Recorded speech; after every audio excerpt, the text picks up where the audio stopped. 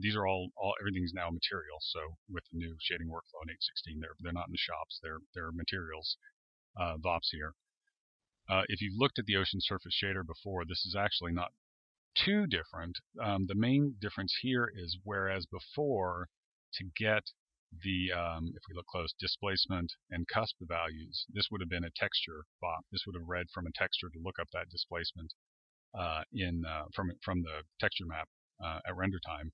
Here we're actually reading in a spectrum and a mask and the time, this anti-aliasing blur that we'll talk about in a sec, and any downsampling. So basically getting all the parameters in here and an object space position for the current shading point, and that gives us displacement and cusp. So instead of reading from a texture and having to deal with UV coordinates, we're just getting an object space position and sampling from there. And then the other thing that has gotten more complicated, but hopefully improved, is the foam texture. So normally, again, this would just be reading from textural foam and then feeding this into a similar loop to generate that procedural noise pattern. But in this case, we're actually accumulating density from a point cloud. And the interesting thing that we're doing also is, let's see if this is obvious. We are basing all of this information on a rest position. So this will become important when we look at the foam itself. As the particles actually move around on the surface of the ocean, the noise will actually travel with it, which is new and something we really couldn't do with the purely textual-based form before. And then the ocean volume is just a uniform volume shader with a similar setup. The ocean sample layers providing just the displacement here. We don't use cusp in any way, but it's a similar setup as far as that goes. So that brings me to a couple of points. One tip that I would say is, so this ocean interior is still how we do absorption and scattering down beneath the surface, and so it's typically just an extruded volume. It's just a box essentially below the surface, and then that volume will be displaced over, with the regular ocean and ray traced, and it gives you a good result, but it's fairly expensive. So if you're just working on what the look of the ocean is, it's a good idea to turn this display off, and then on the ocean surface itself, maybe turn refractions off. So just to see what the difference is. This is with that uniform volume rendered, and this is not the fastest computer, but it's a 6 or 7. This is a 7-minute render time, and with it off, it's a minute 40. But it's an opaque surface, so it's probably not great for the final render. But if you're looking on just working on the look of your ocean and want the full render time displacement, that's a good way to speed that process up. And finally, I wanted to talk about this anti-alias blur parameter here on the ocean surface, which feeds into that ocean sample layers VOP. And what that basically does is it applies a scale on the current shading sample to figure out whether or not it's small enough to resolve the tiniest wave in a given spectrum. And if it's not, then it'll downsample that spectrum to basically discard that frequency.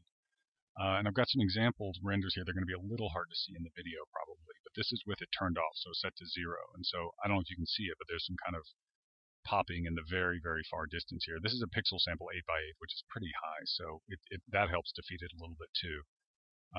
This is with the default of 0.5, so if you can see it, it kind of fades into the distance here. It gets a little bit blurred, and then with the setting of 1, you start to really lose some detail in the distance. So 0.5 tends to be a pretty good setting. You can set it lower if you're using a really high pixel sample like this. But generally, it does a pretty good job of handling any aliasing that might occur.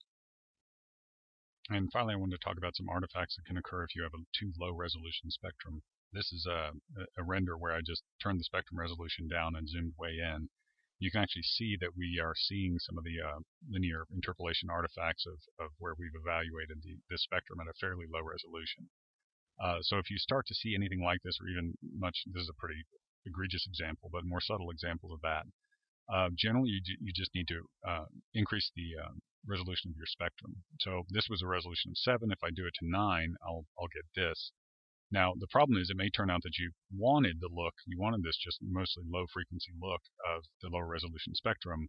You don't want all this. Maybe you're layering it with something else. You don't necessarily want all this extra detail. So that's where you can go in and maybe, so if this were, say, set to 7, you can set it to 9, but then turn on your filter above resolution and leave it at whatever the original resolution was. So you're getting a higher resolution spectrum, but you're not adding any of that higher frequency. So it's still being able to perfectly reconstruct all those sine waves, but we're not adding frequency as we add resolution, and so that gives you this. So essentially, if you're going from sort of the first the version with artifacts, but you've gotten the nice low frequency smoothness, then that's how you would achieve this, is to basically increase the resolution of the spectrum, but add a low pass filter to it.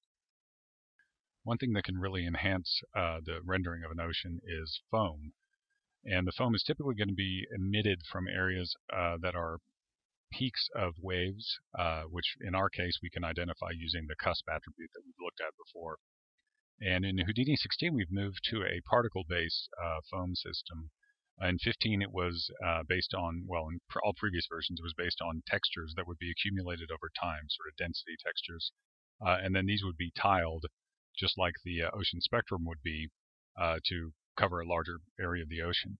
Because we're doing a lot of things to make it so that tiling is really no longer relevant, we needed to move to a different type of system. And at the same time, we wanted to improve the look that we could get from the foam. So we have a new ocean foam SOP, which is a separate SOP. The ocean foam used to be handled within the Ocean Evaluate 1.0 SOP that was in all previous versions of Houdini. The Ocean Evaluate 2.0 in Houdini 16 has that removed. It has the ability to restrict the foam emission to a grid or a camera, which can be really useful when you've got a movement of the camera over a large area of ocean, and it doesn't really make any sense to spend time simulating or trying to render foam that isn't going to actually be seen. There is actually adaptive density, which means that further away from the camera will have fewer particles, but they'll just be larger. So that tends to blur out the features of the foam a little bit, but farther away from the camera, that really doesn't matter. The output of this ocean foam SOP will be it's actually a solver, so it will be a changing point cloud over time that is then read by the ocean surface shader. And as we looked at earlier, there's procedural noise driven by the rest position on the ocean foam particles. So if we play this animation, you can see the movement of that foam on top of the surface, and you can see that there's some sort of stretching and compressing as the surface of the wave stretches and compresses, and that's because as the particles move, they're actually taking that rest attribute with them, and in turn taking the noise with them. So that gives that kind of effect of stretching and compressing foam as well. And as you can probably see, this foam is actually adding to the displacement. So it's adding to the displacement within the ocean surface shader. So at the top of these waves, where you can actually see some additional white foam stuff, it's actually just displacement shader on top of that same grid. Finally, there is an emitter mode. So if you are doing your own custom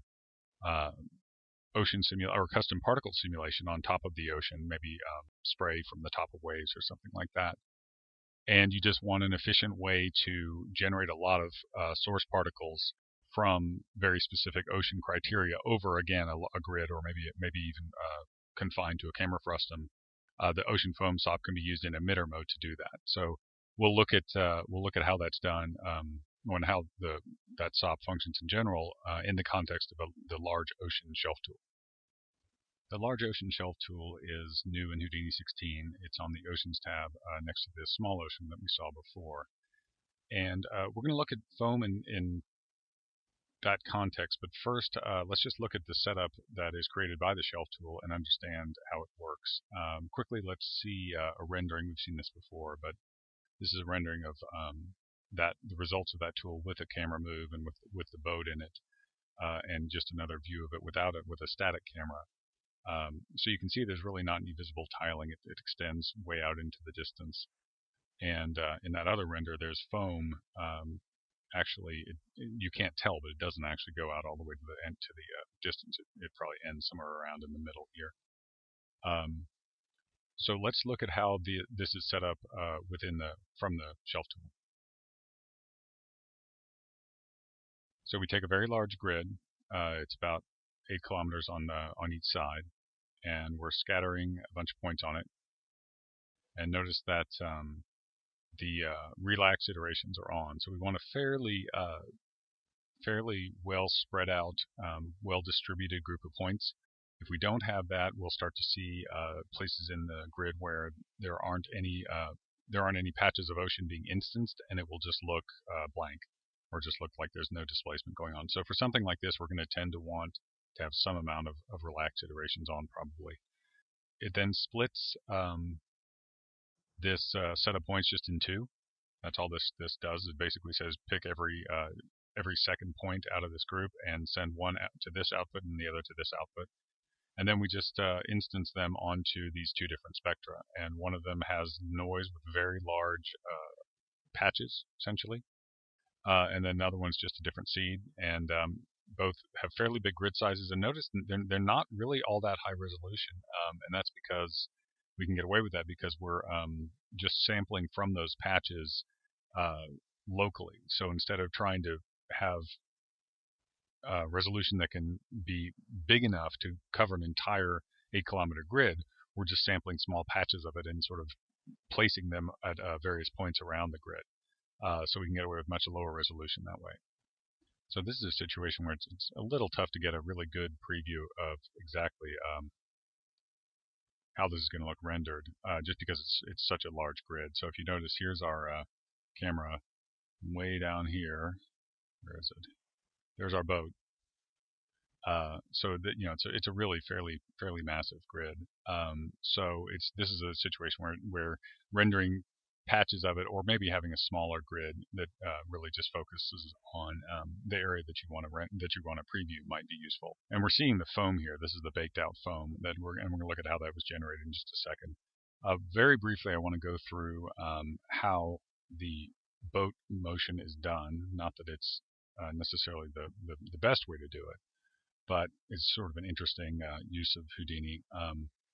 So this is just again a little close up, and again we're just creating a very small grid that's just in the exact area we want.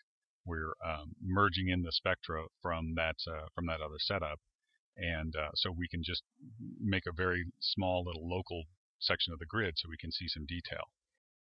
And as we play back, we can see the motion of the boat and how it sort of follows the waves with a little bit of lag. And all we're doing to do that is creating a small little frame. Actually, let me put that here, of 3 points. And what we're going to do is we're going to let this be displaced by the ocean. We're going to take that into chops, apply some lag to it, and then create a little up and down, up normal and up frame based on these 3 points, and then copy our boat onto it. So if we go into chops, all we're doing is we're grabbing the results of that ocean evaluate and then applying a lag to it. And then we are packing this boat and doing a copy to points. So it's pretty simple. And then you can, if we pin that, as we go change the lag values, we can essentially say how long does it take the boat to react to the incoming waves, essentially. You can sort of tweak this to give it more or less lag as a wave hits it. So to go back to the foam, we are unpin this. So we're limiting it to this camera frustum here, and because obviously it's not really important what's going on with foam everywhere that we can't see on this huge grid. So we've actually got this window Y here set kind of high because we know that we're panning up. So essentially, this controls how much ahead of the camera we're going to be looking, and so we can start simulating the foam sort of before we get there. We're in emitter mode right now, which means we're not doing any solving. And all we're really doing is looking at the various cusp values, velocity values from this large patch of ocean that's within the frustum, and then we're emitting points where the cusp is above a certain value, where the velocity is above a certain value. You can also look at the minimum height. And then there's some parameters that control how we're going to be evaluating those spectra inside the ocean foam stop. And then if we switch to, and the particle density, sorry, is how many particles you have per unit area. So this is just kind of an easy way to crank up and down the foam density over time. If we move to solver mode, I actually have the dynamics simulation disabled right now because solver takes a little bit of time, but just to see what the values are. We have a particle life expectancy and variance. Drift rate, this is a kind of important one. This is basically how much horizontal motion will the particles inherit from the surrounding ocean, and that's what gives us that stretching and squeezing and compressing as the foam moves around. And then we have preserved foam, which if you've ever worked with a whitewater solver, this is kind of a similar idea. Basically looks around at the surrounding density, and it boosts the lifespan of areas where there's a decent amount of foam, and it decreases the lifespan for areas where there's less foam. And what that does is it just makes these kind of clumps of foam that kind of look like they're kind of sticking together, which is kind of nice. And then we have a start frame, and so in this case we've set it to a negative just so that by the time we get to frame 1, we already have all of our foam, or enough foam simulated so that it looks like an existing simulation, obviously. So we've just baked this out, and if we look at this over time, let me just play it back. You can see it sort of evolving, and then as the camera moves, it's creating more foam back here, and the foam that's behind the camera is actually dying away because there's not any more being emitted.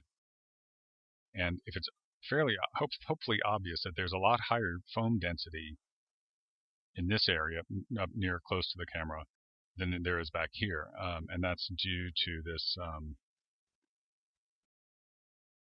Z density fall off.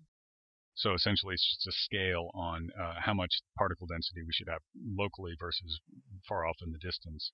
And so what will happen is these particles will have a much smaller radius, p-scale attribute, and these will have larger ones. So that means there will be fewer particles covering more area in the distance, which, like I said, sort of smooths out the foam pattern, but it doesn't really have too much of a detrimental effect if it's far away from camera. So the result of this simulation will write out to disk with this file cache, and this geometry file here will be referenced here in the foam particles parameter from the ocean surface shader, and that's where it just does the point cloud lookup.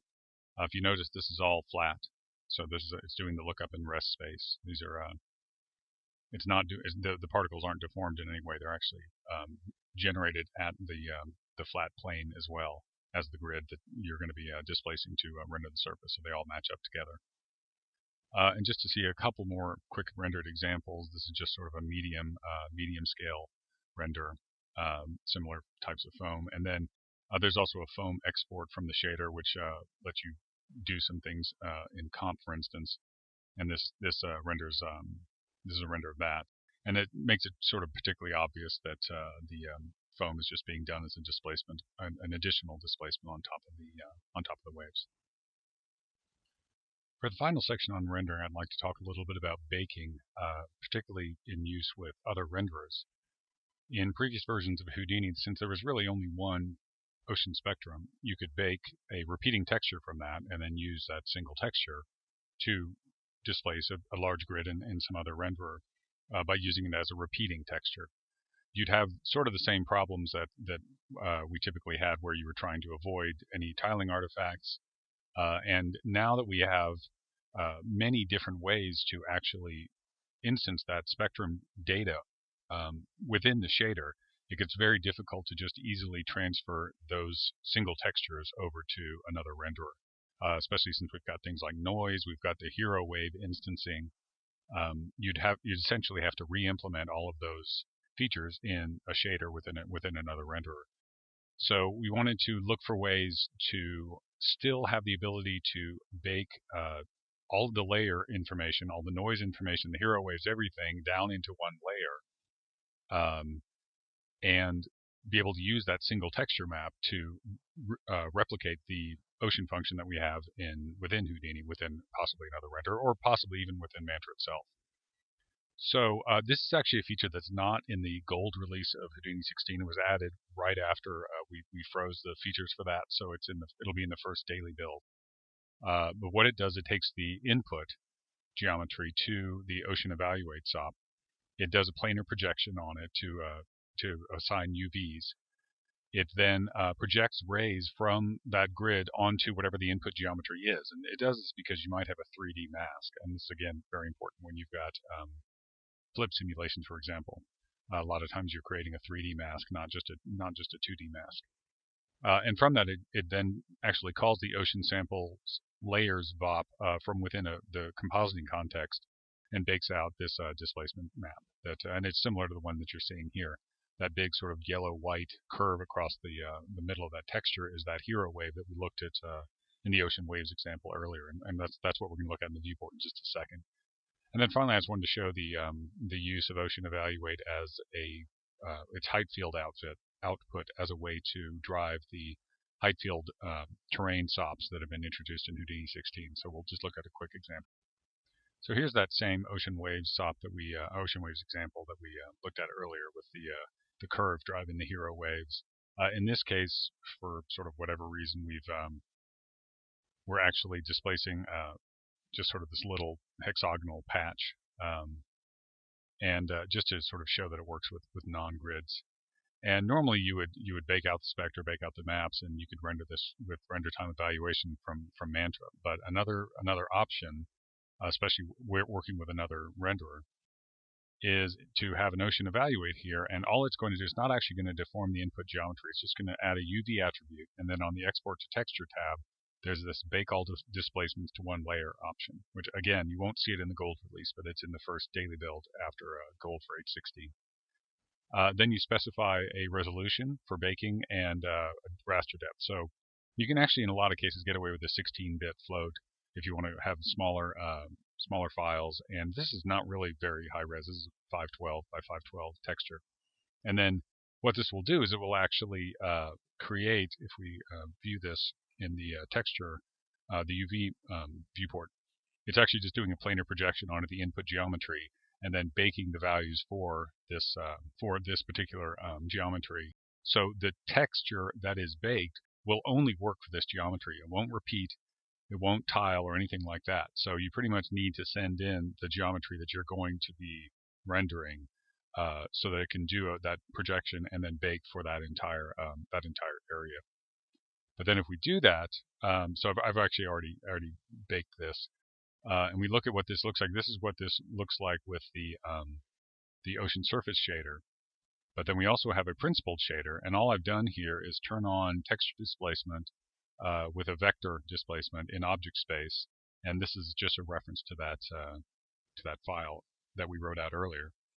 And if we switch to this shader, we'll see that we get essentially the same displacement. This is now rendering with the principled surface shader.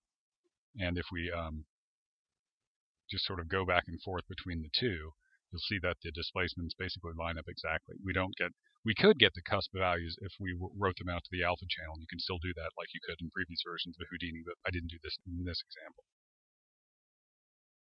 And so this is kind of I believe I have all these baked out. Yeah. So as we move through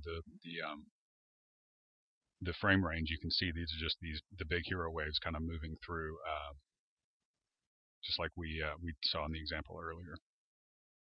And in this case, again, it's just using these texture maps that it really would only work on this exact geometry. But if we could do this in any other render if we wanted to. And so sort of an extreme example of this is here. So this is our large ocean example again. This is the 8 kilometer on a side grid. So I actually baked an 8K texture from this and applied the principal shader. And it actually holds up reasonably well. You can sort of see in the distance, in the mid distance, it's fine. As you get closer up to the front here, you start to really lose some detail. And then I actually did this in RenderMan 21 also. And this is not a great render because I don't really know what I'm doing in RenderMan 21. So I don't really have the texture settings quite right, but you'll see that basically the displacements all match up. And essentially you could apply any shader language that would support vector displacement, this should work with. And then finally, just a quick example of using the height field output of Ocean Evaluate 2.0. So this is here on the Volumes tab. So we've just set a size for the height field and a resolution. And we get this out as just a regular height field. It sort of, it really looks like a patch of an ocean, but in a little bit, in a few ways, it looks a little bit like a piece of terrain also. And then we can do things like apply a distortion to it. We can, say, project some geometry onto it, and then even run erosion on it, and just get sort of quickly get kind of an interesting type of landscape from that. And just like we have all these other spectrum shaping tools, we could use hero curves, and we could do all sorts of stuff to draw ridges and that sort of thing. And if we unlock this, you can sort of go through in time, and we're still running the distort and let's say the project. And we could, use this as a quick way to just sort of generate different types of interesting beginning points for terrains.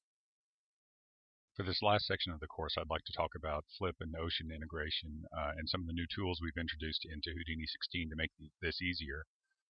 So we've always had the ability to drive simulations, flip simulations from ocean data, but we didn't really have any tools for integrating the results of those simulations back into the surrounding ocean.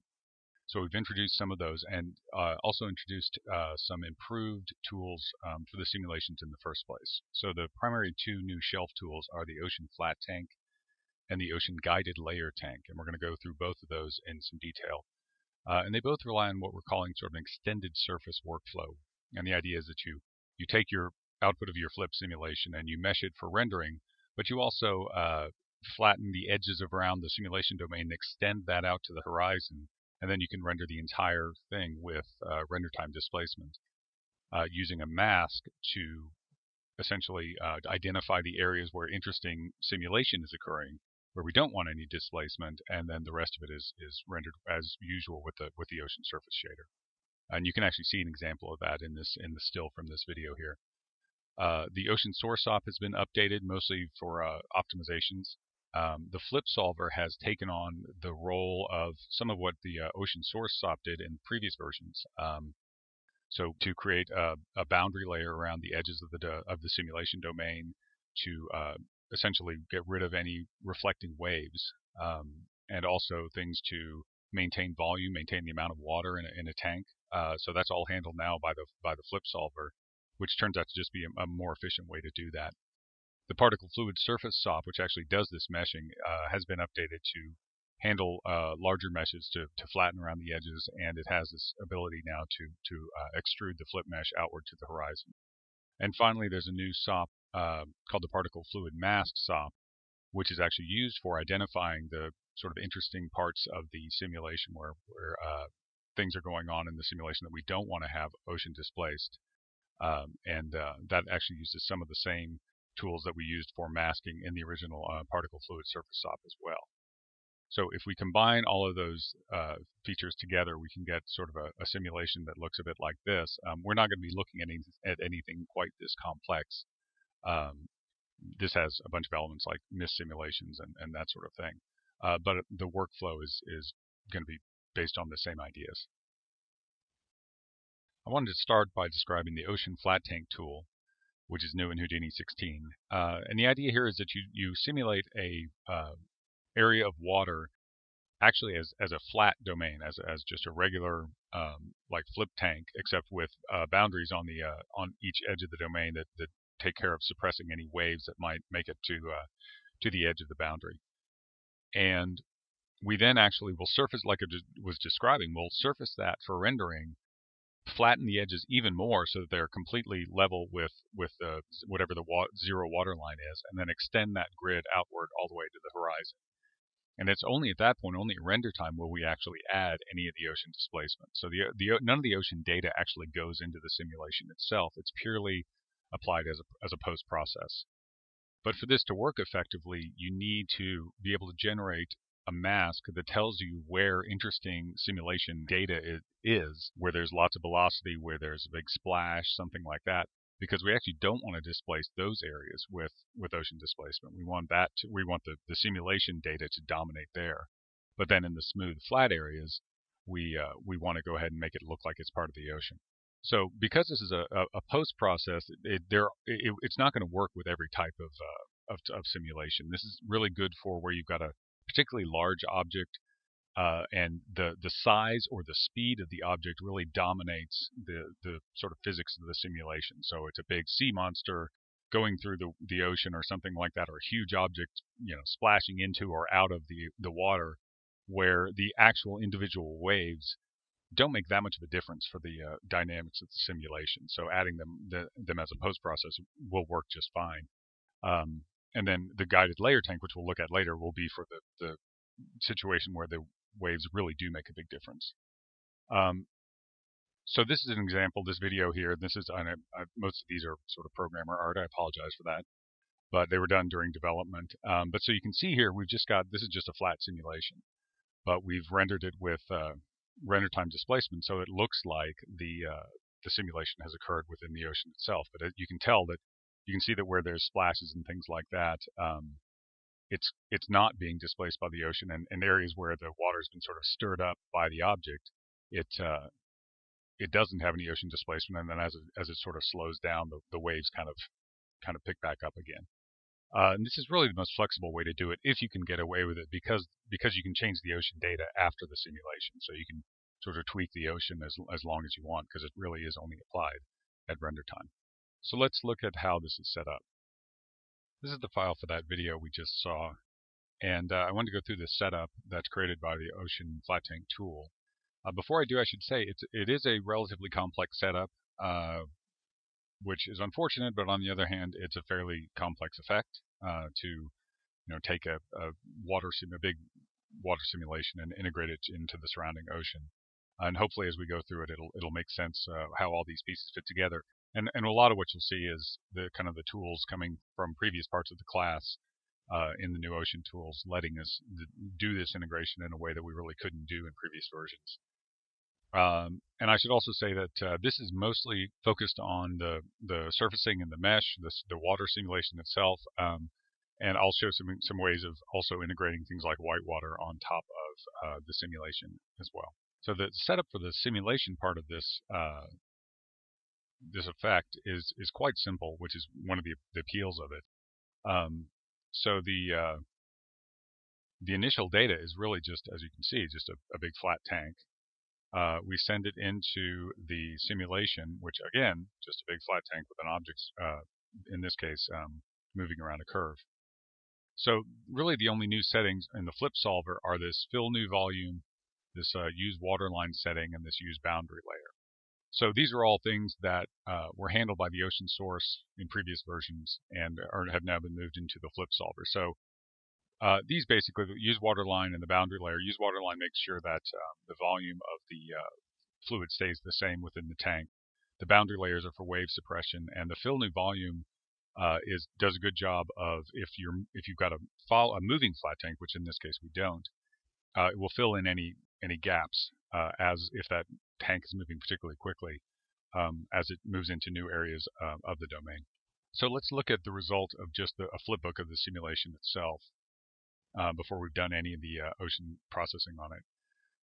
So as you can see, it's fairly straightforward, but what you can notice here is this boundary layer. So around the edges, these continuously reseeded areas of particles is the boundary layer. That's basically, as you see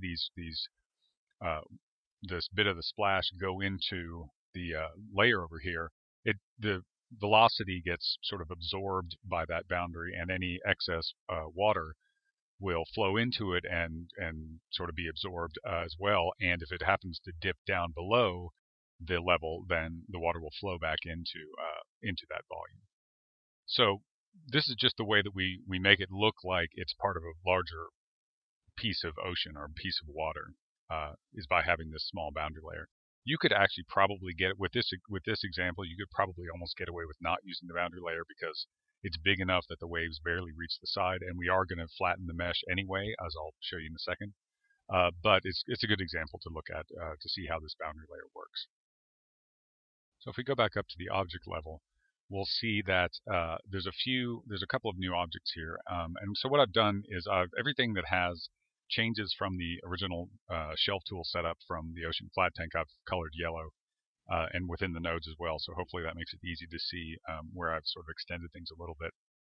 So if we just had executed the tool, we would see this fluid interior, and the fluid was displayed. The extended one, this extended surface setup here, would not be displayed. So this is really the sort of previous two Houdini 16 setup, the fluid and fluid interior. And we've left them here because we're sort of assuming that people have come up with other ways to do this integration, the ocean integration before, or they're using the flat tank without the ocean. So if you want to use the extended surface method that extends it out to the horizon, you need to basically hide that one and show this one, just so that's clear. Just so when you execute the tool, you will need to go show this extended surface object if you want to render it. So let's go into that setup. And like I said, it's a bit complex, but I've relayed it out a little bit. So the idea here is we're going to take our compressed fluid, and let's go through what we're previewing here, what we're looking at. So this is just a high-res preview of the simulation surface. So this is actually the surface SDF that comes out of the flip solver, and we've turned adaptivity all the way off. And the reason for that is just so that we have lots of points to displace when we're previewing the ocean. So this is the compressed fluid surface. So this is fairly quick to look at. This is I should say this simulation was originally about 15 million particles. So not huge, but enough that it's gives us something sort of realistic to work with. So the new SOPs that we're interested in here are these two particle fluid mask and the high frequency mask.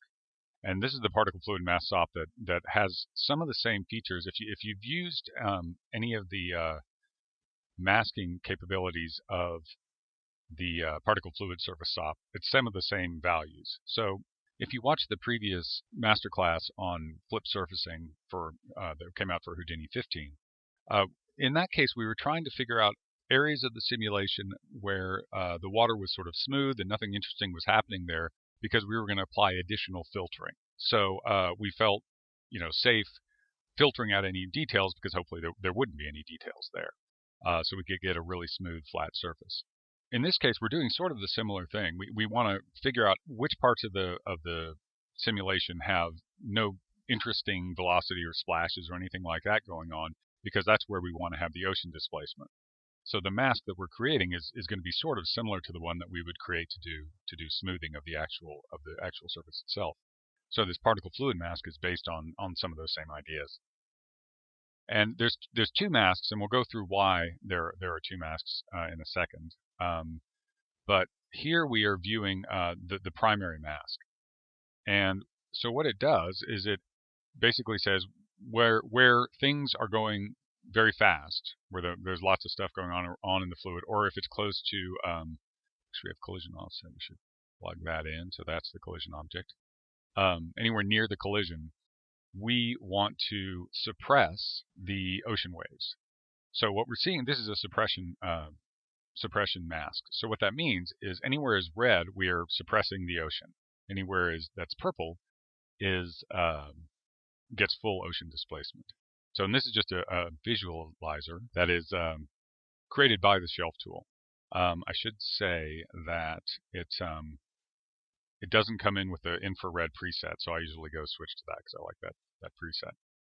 So, and what you can see is that we've got both the bounding box applied, and it also has an additional part of the mask says that as we move away from the bounding box and this flattened mesh, and we'll go through the flattening in just a second, we want to transition to full ocean displacement.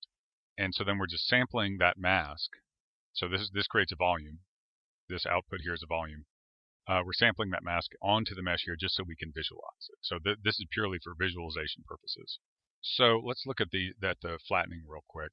So if we look at the surface cache here, so this is the actual mesh that we're going to be rendering. And I've already cast this out to disk. And if you look at it in the sort of larger scheme of things, this is this extended surface workflow that I was talking about. So we've got the simulation here in the middle. Hopefully you can see that. And then we've extended it out to the horizon, so we can basically render this whole grid as one big piece of geometry if we want to. And if we let's turn on our wire shading so we can sort of see what that looks like.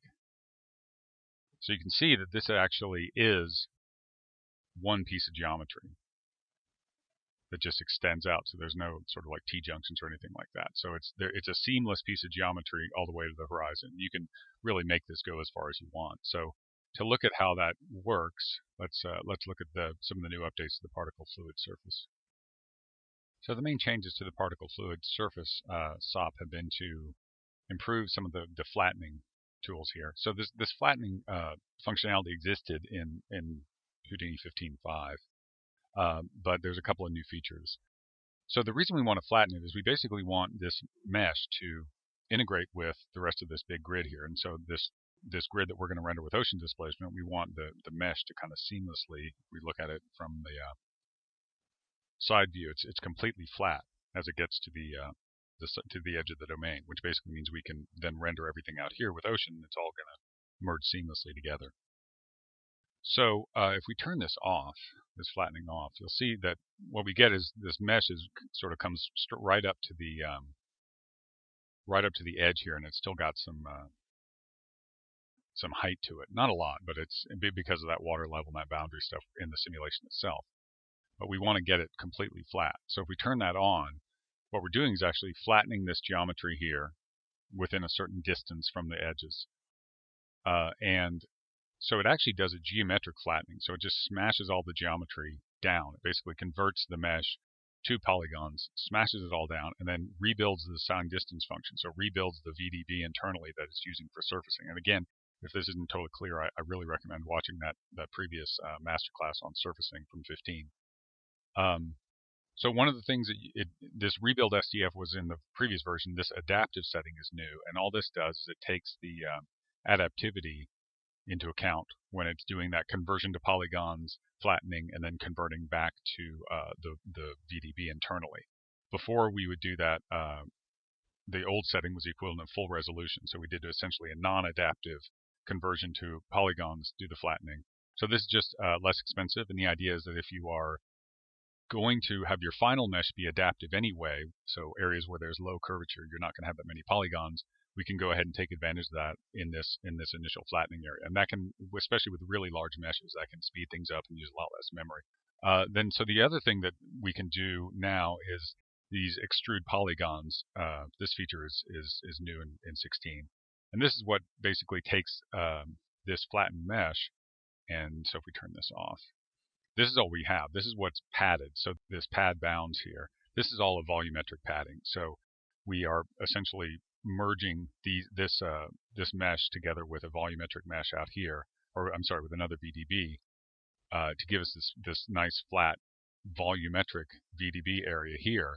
But then we're cutting along each axis and extruding the polygons outward, sort of as far as we need to. So we can either do that in one extrusion, which is what this planar setting is, and you can say how far you want and different how many divisions you want along the way, or it actually can do two extrusions and it does it along each axis. And this just gives you sort of better looking quads. So it really just depends on what kind of output you want.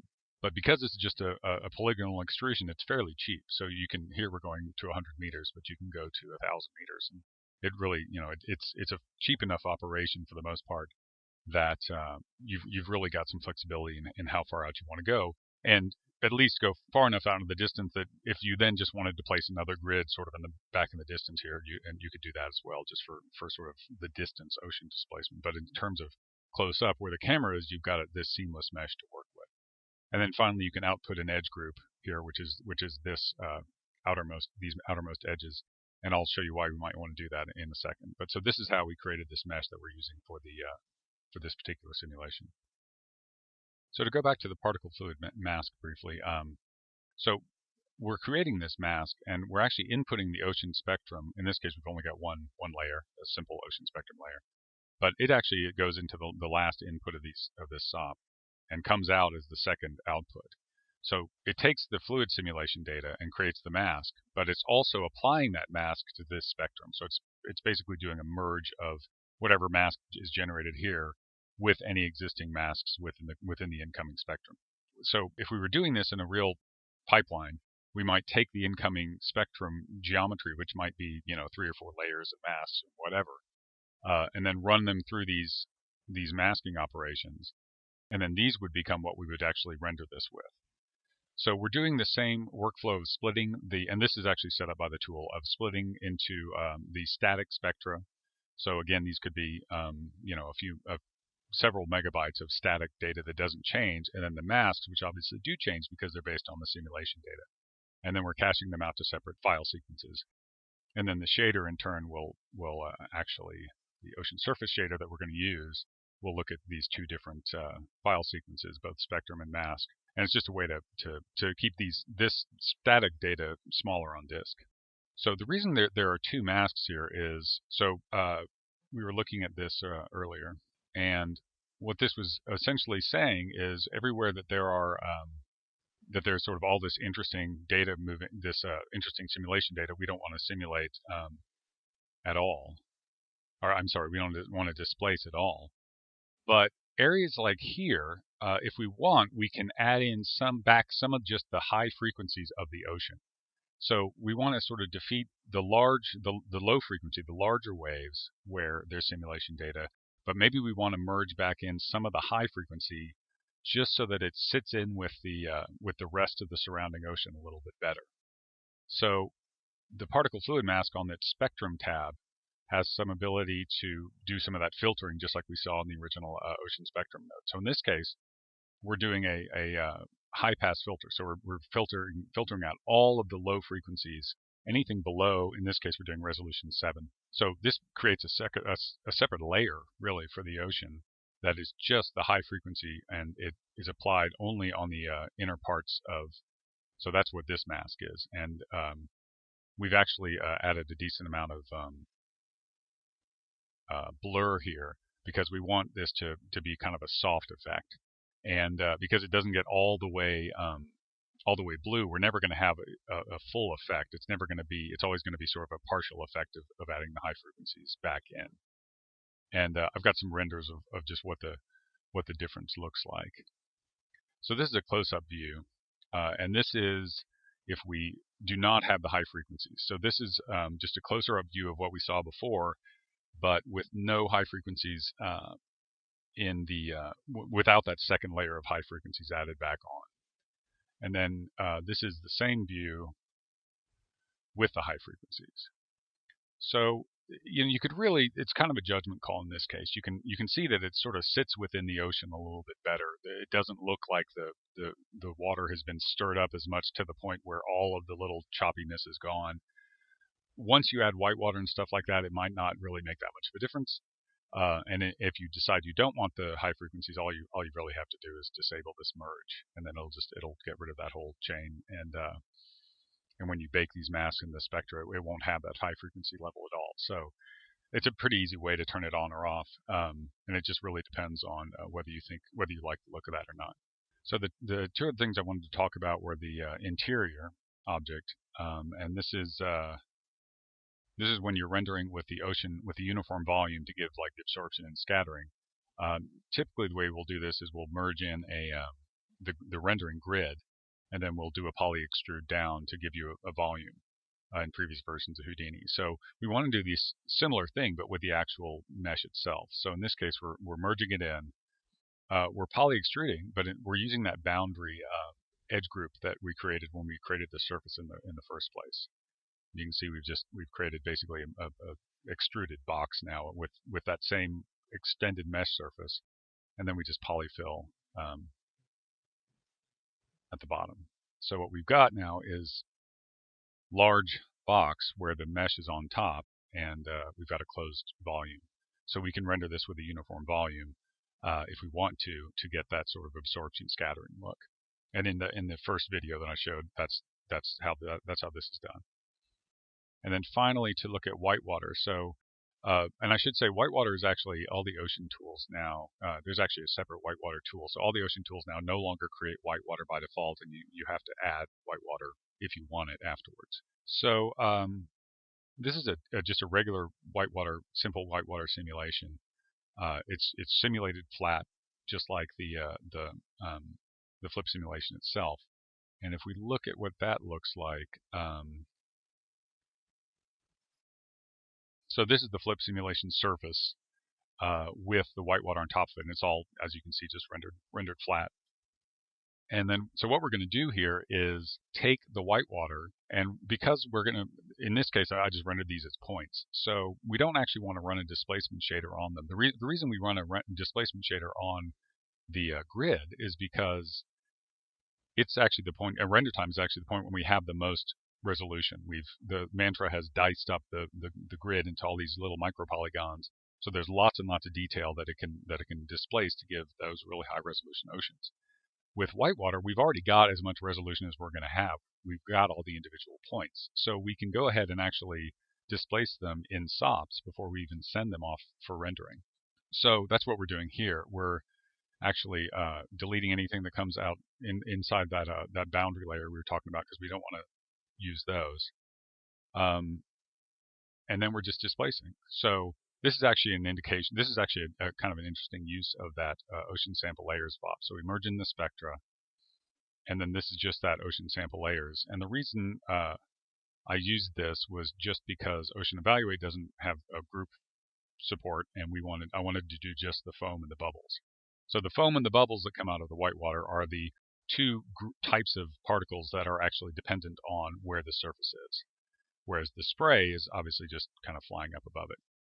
So that's what this is doing. It's actually displacing the foam to match the ocean surface. And if we look at that, that's what this looks like. So this is just that preview that's from the extended workflow setup with that deformed whitewater on top of it. So you can see it matches quite well, and it's looks like it's sort of, as in this area and stuff, as it's kind of being carried around by the waves. It's just because of that ocean displacement that we're doing. There's a few areas right here where the fact that we've flattened the surface but we haven't flattened the whitewater becomes obvious. So this is kind of a custom setup, but I basically stole the flattened geometry code out of the particle fluid surface SOP. And in this case, we're just flattening right around the edges to exactly match the surface. If you probably you can get away without doing this, but if you wanted the whitewater to match exactly at the edges, this is how you would do it. And you can see it lines up a little bit better here, right in the edges. But you're probably better off just making sure you don't get whitewater into those flattened regions around the edges. The final tool we'll discuss is the guided ocean layer. This is a new tool that replaces the wave layer tank from previous versions, primarily because it just does a much better job of representing the underlying ocean. It's similar in that it creates a thin layer of particles that follows the ocean motion underneath that's happening underneath the simulation, which can give big splashes where the waves interact with the objects and such. Typically, you're going to send the lowest frequencies or the lower frequencies from the ocean into the simulation, so the things that create sort of the big waves. We do the same thing where we'll mesh it, flatten the mesh around the boundaries, and create a mask that smoothly transitions from the simulation area to the surrounding rendered ocean. In this case, it tends to be very important to add the high frequencies back into the simulation area. So we talked about with the ocean flat tank where it's sort of optional. And with this one, it's really not, and we'll go into why that is and see some examples of that. And so this is a setup that's really better for larger waves, simulations where the dynamics of the ocean really drive the simulation in a lot of ways. The interaction between the objects and the waves are kind of the primary part of the simulation, and the size of the waves tends to be bigger, or at least as big as the objects we're dealing with. So that's when you would use this versus something like the ocean flat tank. More programmer art here, I apologize, but so you get this sort of idea where we've got an ocean with an object in the middle, and this area in the middle here is obviously simulated. but the surrounding area that matches up very well is just render time displacement. And the idea is that it's fairly tough to tell, even with this kind of close-up static camera, no secondary elements, where the simulation domain is and where the rendered displacement is. So let's look at the guided ocean layer setup within Houdini. In a lot of ways, it's similar to the ocean flat tank that we just looked at, although the simulation itself is a bit different, obviously because we're actually sending the ocean data into the simulation each frame. So if we look at the initial setup here, these are some of the new features of the ocean source that we talked about. So there's one output for the initial frame of particles that we're sending into the simulation. So it's this thin layer. And then there's another output that is the volumetric data. So the volumetric data comes out of the second output because that's what's actually being generated per time step for the simulation. So in previous versions, we only had one output. We were generating all this data for every frame, even when we didn't need to. So this is just a much more efficient way to do it. This output can be captured into obviously a file cache if you wanted to, but otherwise it's fairly similar to the previous version. One interesting thing here is this max resolution parameter. So this is similar to downsample, but all it really does is says, no matter how many incoming ocean spectra we have, no matter what resolution they are, make sure that none of them are higher than resolution 8, which is a fairly low resolution, 256 by 256 grid. And the reason we do that is because we want to guarantee that we're sending in mostly low frequencies to the simulation. For the most part, we don't want to try to fight adding tons and tons of resolution to our flip simulation just to get that little choppy detail back out of the simulation. We'd rather send in the low frequency waves, get nice, big, beautiful splashes out of our simulation, and then apply that high frequency detail back at render time. And we'll see how this setup helps you do that.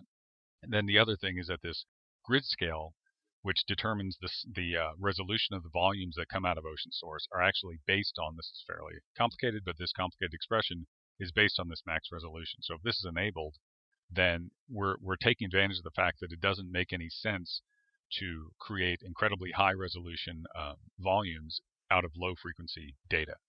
So rather than have this based just on the flip simulation and create these very, very high resolution volumes, even though we don't have high frequency detail in it, we limit that based on this max resolution. So this just altogether, that just makes this a much more efficient way to create data for the simulation in the first place. Then the simulation itself has this guided ocean volume, guiding volume DOP that pulls in those different surface and velocity and sink volumes that are created by the ocean source. And then similar to the ocean flat tank, we've got a boundary layer which suppresses the waves. We've got the fill new volume so that we can follow objects, and this sets up the size of the boundary layer and stuff. We're not using a waterline because it's not flat. So just to quickly see the difference between this is the old wave layer, an example of the old wave layer tank. And as you can see, the waves don't add, the simulation doesn't follow the underlying ocean all that well. And this was just, we didn't have enough stuff built into the flip solver to make it follow really well enough. And but this is the new guided layer, and you can see not only does the flip sim follow the waves much better, but we get a lot more dynamic splashes out of the resulting simulation. So in general, you can just get a much better result from the guided ocean layer than the wave layer tank. So and just to see, this is the render that we were looking at the in that slide, and just to see what that looks like in the viewport. So you can see the waves are there's just this very thin layer that this is actually run through fluid compress. So this is all we're keeping of the simulation, but you get this nice wave motion interacting with the object. So let's actually look at that real quick. So this is the guided ocean layer fluid. So this is again set up by the tool. There's a couple of nodes here that just bear explanation. And what's happening is we get the data out of the flip sim, and it's actually really is this thin layer. And there's the ocean is, you can't really imagine, the ocean is right under here as a collision object. So we've just got this thin layer of simulation, and the surface, as far as this flip simulation is concerned, is just this thin layer of particles. All of our tools for like fluid compress and whitewater and that sort of thing really assume that the fluid extends all the way down to the bottom of the tank. So that's what this is doing. This is pulling in that sink volume that's created by ocean source and just merging it in below the surface with the outcoming fluid SDF or surface SDF from the flip simulation. So once we are actually send it into fluid compress and save it, we're just saving we're saving it. It looks as if we've got water all the way down as far as like fluid compress and white water and that sort of thing are concerned. So this file is just an example I set up quickly where the object is actually moving. We've got a moving object, and the simulation domain is actually tracking with it. So if we look at a quick flipbook of this, again, kind of programmer art, but the idea is that as this object is hitting these waves, as it's going through the water, it's actually creating these sort of much bigger splashes because the waves have velocity that it's bringing into the collision with the object, and so you get these much bigger splashes that you wouldn't really get if you were simulating this just as a flat tank and applying the ocean as just a post process. So if we go to the extended ocean setup. So again, we've got this preview. This is just this flattened preview, the same thing as before. And one thing that is slightly different is what we're assuming is that the interior part of this ocean already has all of the simulation, all the ocean data in it. So we've fed the ocean, at least low frequency ocean data, into this simulation. So interior to the simulation, by interior I mean all the sort of non-flattened areas, we're assuming that this already has full ocean data on it. And so we want to create a mask, and that's what this particle fluid mask does. It's set up slightly different from the other one. It just does a bounding box. This matches up to this fall off shape and distance, matches up to the flattened fall off shape and distance.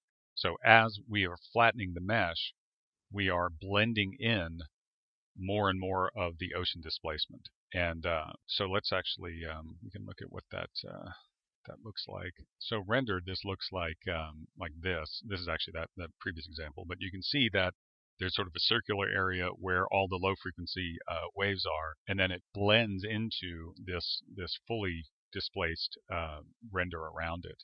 The issue here is that you can really tell where the simulation domain is, right? Because these are the low frequency splashes and that sort of thing, but all of the detail of the ocean isn't going to make the round trip through the flip sim back out. So we want to add back in the high frequencies just within this part of the simulation domain, and that's what this looks like. So once we've done that, then it looks much better as in terms of the integration with the surrounding ocean by adding that high frequency back in. So let's look how we do that. So this is a similar setup to the ocean flat tank, except that, well, it really is. But what we're doing is we're using that same bounding box here. And we are, although we're actually inverting it in this case. So we're saying now we want to create a mask that is for only interior to the simulation domain. But then we still want to apply some velocity and vorticity masks as well. So we want to add the high frequency displacement back into this part of the simulation. But we still want our splashes and our really, kind of noisy area parts of the simulation to not have displacement. We still want these guys to be dominated just by the simulation data itself. And then we can preview what this is going to look like. So this is just using those masks itself in the viewport itself, so you can sort of see as these waves come into the simulation, they're matching the ones that are in the boundaries around here. And so let's look at a render of this simple file real quick. So again, it's like this splash here as it hits this wave right there. It's just it's a much bigger splash than you would get if you were just doing this flat. And you can see that this is a wave that's here. This is pure render time displacement, and then at some point it enters the simulation domain. It's not really obvious where, and we can run into it with our collision object. Obviously, you'd ultimately want to add all sorts of secondary elements and everything, but for now, this is just just getting the surface integration working. So finally, I want to show again one more example why adding the high frequency within the simulation areas is important, and also just kind of a workflow thing. So this is the render view of this same frame, just kind of with a focus around where the actual object is. And so if I wanted to see what it looked like without the high frequencies, so what I would do is I would just disable this merge here. And remember that the rendering is dependent on both the spectrum that we're baking out and the masks. So that in this case, I'm going to go ahead and change this to save current frame. Normally I'm baking out that entire frame range of masks because it's obviously animated. So I'll just select both of them and say save to disk, and then hit render again. So that's that process of resaving the spectrum geometry or the masks. If you tweak these things and then re-rendering is just, it's sort of a function of the fact that the render really is based on these pieces of geometry. So if you change them, you need to resave and restart the render because the displacements are going to be different. So as we can see, we've got now this area, and if we go back and forth just in terms of the integration, so this is without any of the high frequencies, and it just becomes pretty obvious where the simulation domain is. Whereas if you've got the high frequencies, then it really blends in pretty well. So that's the last I have for this class. Thank you very much for listening.